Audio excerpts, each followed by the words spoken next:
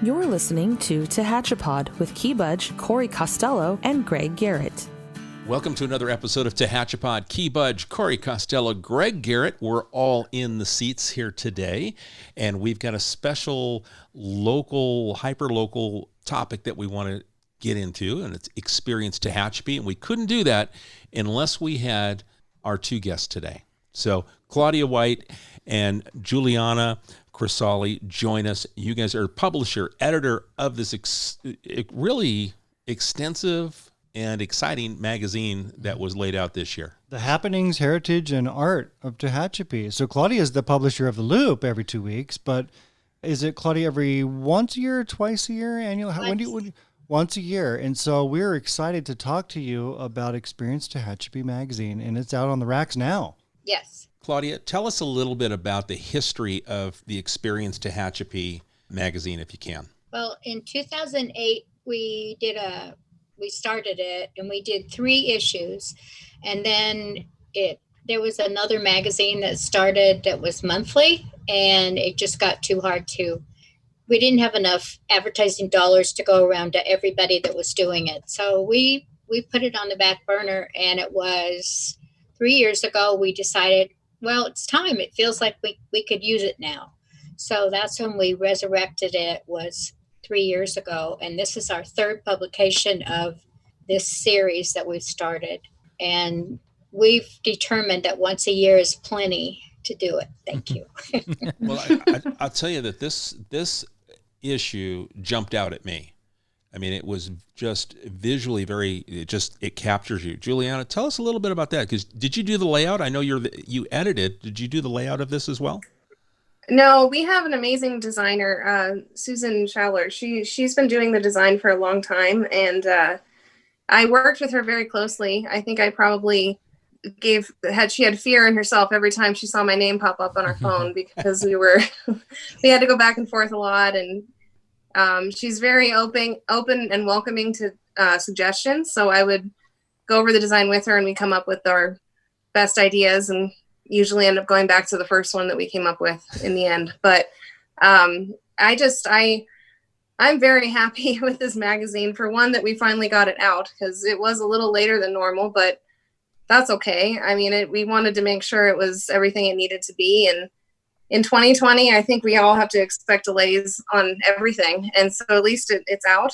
And I think it's beautiful. I mean, the theme, nature, you can't find something more beautiful than that for Tehachapi, for sure.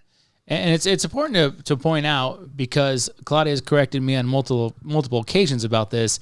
You know, it's not a visitor's guide per se. This is really geared towards locals to sort of, I mean, it can be certainly used for a visitor, but I think it's more geared towards people that are living here and just don't know. I mean, I've been here most of my life, and there are things, every time you all put out this magazine, I learn more of the background, or I learned somebody who told me the background was wrong, and you actually got it right. So, I mean, explain that kind of difference. It's not really a visitor's guide. It's more geared towards telling the story of what we see around us in Tehachapi.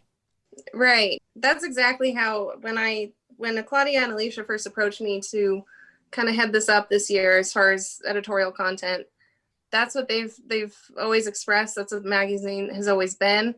So I wanted to make sure that this was just as interesting, if not more, for the people of the community, because this is such a rich community with so many different aspects that are so interesting, and kind of has this, stories are passed down from generation to generation here.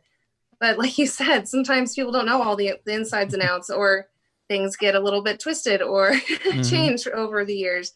So I think we have such a great group of people who contribute to the magazine, who really know the community. My friend John Hammond, I'm just thrilled that, we were doing a nature issue this time, because there's no one who knows this community better than him, probably. And he is such an expert in everything, especially with nature and the history of our community. So being able to highlight those things and really entertain the people who are here every day, but also kind of draw people in from the outside to kind of enjoy all these, special little places that we have. I really wanted to make sure it was a good balance of both. And, a visitor could pick it up and think it's exactly the perfect thing for them, or someone who's lived here for 50 years could pick it up and say, oh, this was created just for me. I love it. And I think we did that well. You did it very well. You read my mind. You said exactly what I was going to say. Whether you grew up here or you're new to town, it's something that you can pick up. It's very colorful, photo rich, but also the words, the stories, they're so rich. And when I started reading the Morning Cloak Ranch piece, Yes. yeah, I mean, Ed Sampson and, that whole group, a lot of people didn't know about the new people that live here don't know what a rich history we once had in the Morning Cloak Ranch. And there's lots of stories like that. The trails, the hiking and biking trails. I mean, I could just go on and on. So you really balanced it well. That's for sure. And I think the stories too, we talk a lot about the wine industry. And you really got a chance to dive into each one of them, each one of the tasting folks as well. So it's kind of part of the nature and what we have to offer, but sort of telling each vineyard story. I know Pat Duty wrote that piece, but that was certainly in depth to really get all those details out about wine. Right. Well, and it's for Tehachapi right now, I mean, we've been known for lots of different things, I think, throughout Tehachapi's history. I mean, I did grow up here, and anyone who actually heard the name Tehachapi when I was a child, I'm still a little shocked if I go out, into the world and someone knows where Tehachapi is. But when they do, often now they're talking about the wine industry, and they have so many questions all the time. Just if they find out I'm live nearby, they want to know everything about it. So I think we've had that in the magazine each time, and each time the story has just grown and grown and included more people and more stories and more progress for each vineyard and tasting room. And I think Pat does such a great job because she really knows it. She knows all these people. She's kept up with them this whole time, and their stories are changing all the time. And she makes each year that story is completely different. They'll be the same people. And right. This year we had more time and more things started happening near the end. And so we were able to edit and add that in. So that was a blessing in a way. So we captured more of the story of the wineries this year. And Michael Chan, he's not new to town. He's been here for a while. At CCI, retired, about 20 acres or so, planted a vineyard, was bottling and selling to Asia. But then I think right before COVID, he decided, I'm going to start opening up for the locals. And now there's another new Tehachapi winery. And it's located basically right between Triassic and Tehachapi Wine and Cattle.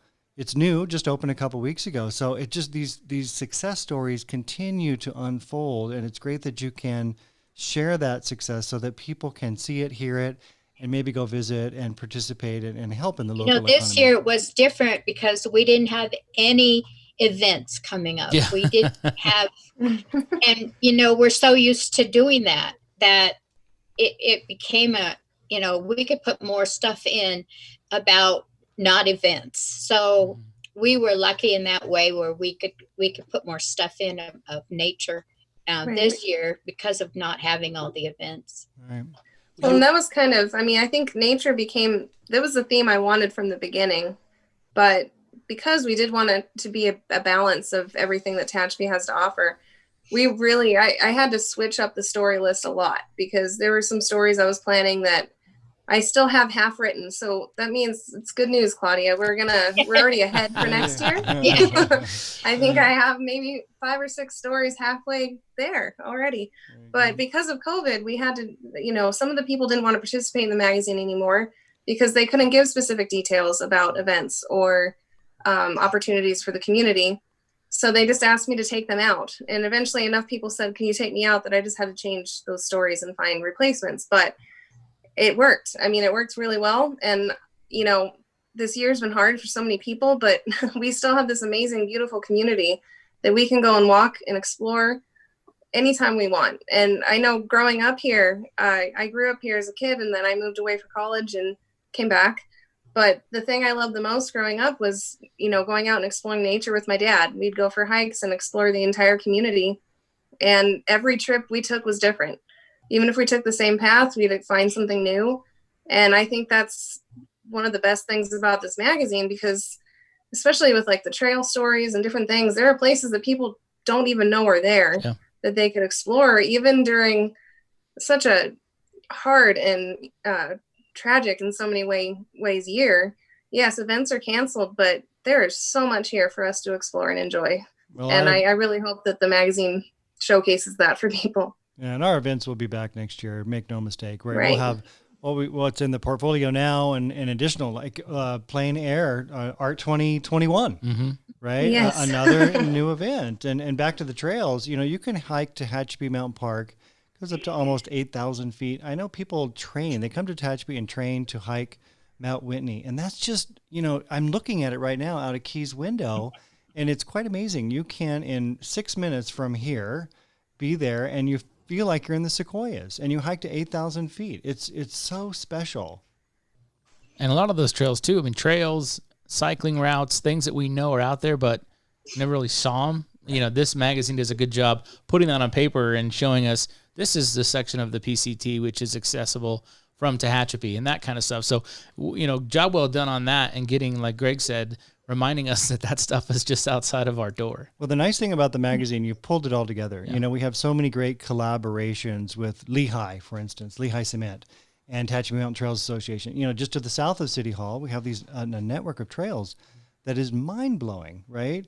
So we just have all of these great events and places to go, things to see, and even during COVID, it's nice to share this because we will get through it, and you can pick up this magazine. Where can you get it, Claudia? I don't want to rush to the end here, but for sure where is you it? can get it out front. I have a stand out front of our office, but we are endeavoring to give each advertiser that has any kind of retail business a box of them so they can display them and give them away.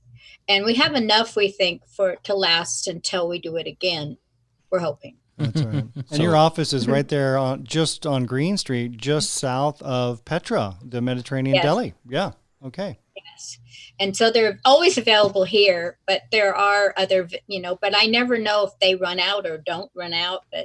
So I just decided I'd put them out front so that we'd always keep that full. And we want to get them out too, right? They do no good setting in boxes. We want them to get out, right? We have a mailing list. We're going to be mailing it. I've never mailed my magazine before because it's not part of the paper per se, but this year we're going to mail it to our subscribers so that some of them don't get out right now, especially. So we're going to do that this year. I'm looking forward to doing that. And that'll be another way to get it out. So we just took a box down to the Mojave Airport because they had an ad in and they wanted it. So that's another avenue where people are just giving them away. I had one person that told me they mailed it to 20 people. It's the lady that does the wild horses. Oak Creek, Diana Palmer. Yeah, she came in and she said, I mail it to 20 people. So I was like, oh yeah, okay. And she just loves to show off her horses, and we always every year do something about the horses, and that's another hidden secret too, that little valley out there with the Oak Creek horses. I've been out there a couple of times, and it's just amazing to see 100 wild horses come running up to you when you bring a bale of hay to. Well, we took I think a couple years back when we hosted a lot of folks from the California Association of Local Economic Development. We took them on a bus tour. That's right. Mostly about the wind industry.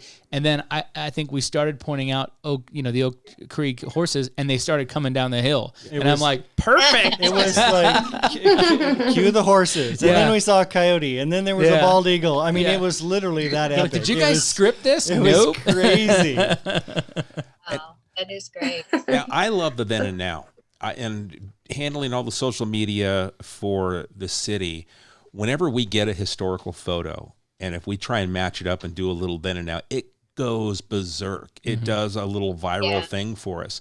And I look at your section here that John Hammond did, the then and now, and these pics, they're just like, wow, I just want to keep looking at them because it's amazing to see, our history, what was there, what's it evolved to.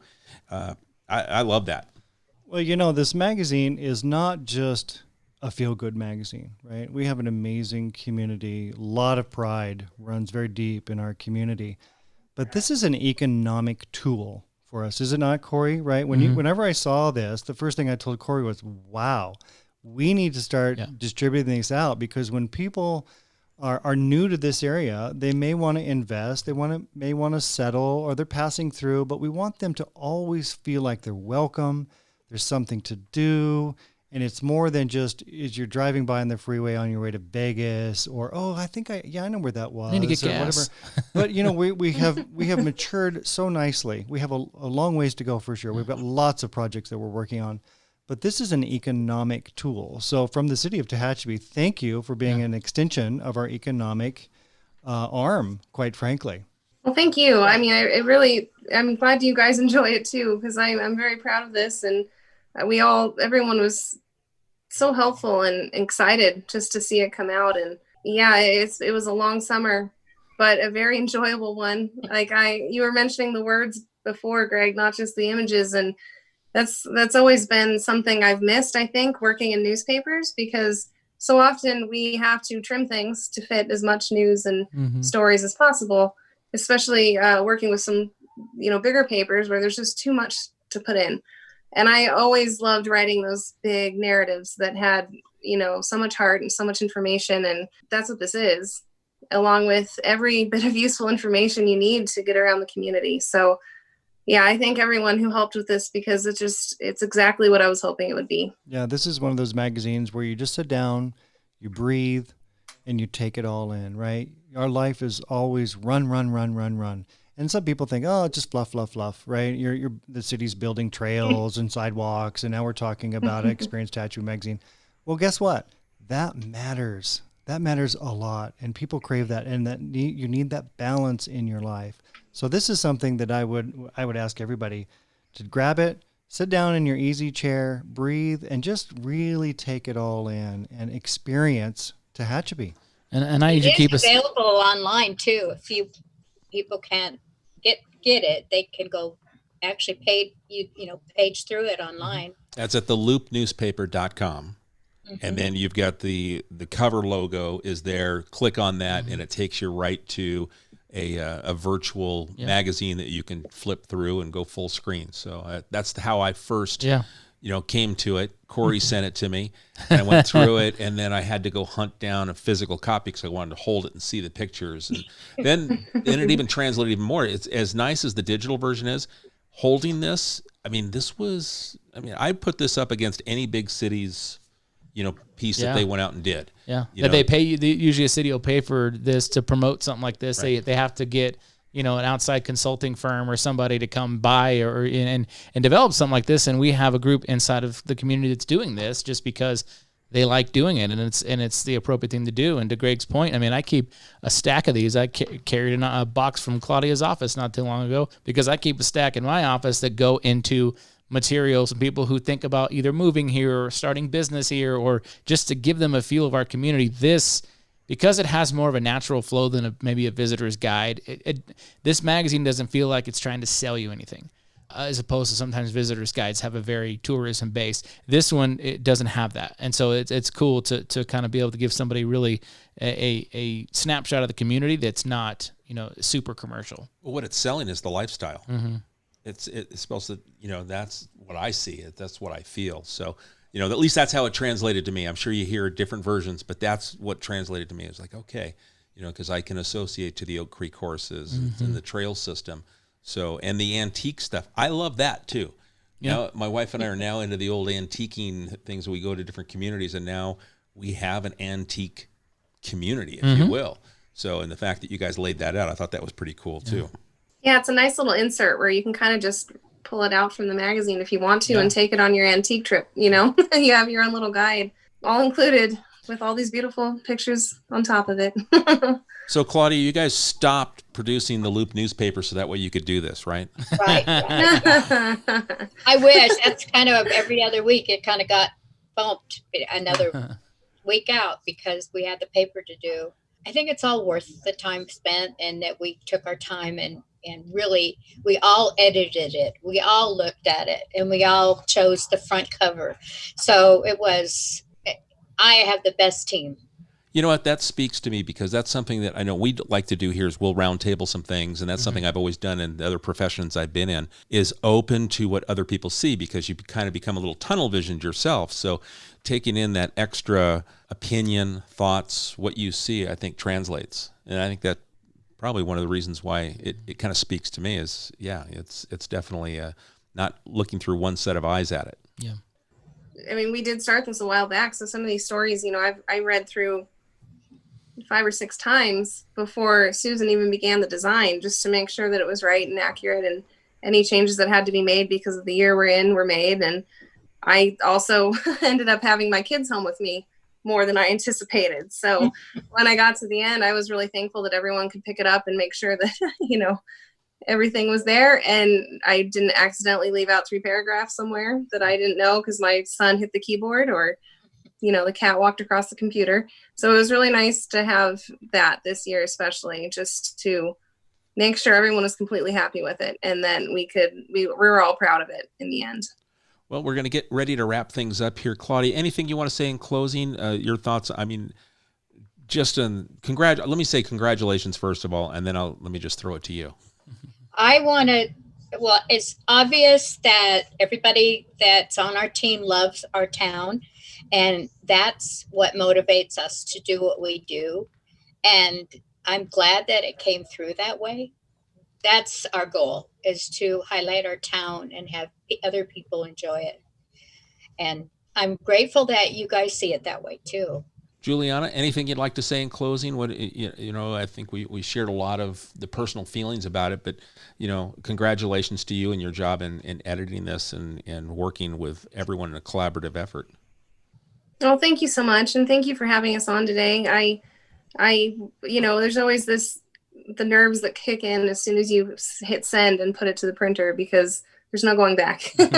And so there's always that waiting period. And thankfully, we really got the magazine in quickly this time. It was like only a week or so when we had it in our hands. And I was terrified to see it. I didn't want to find something awful that I had missed, or that the printer had done anything.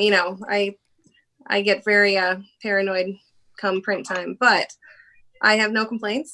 And that's to thank everyone for that, because we all helped each other so much. And I thank you guys for promoting it and enjoying it with us.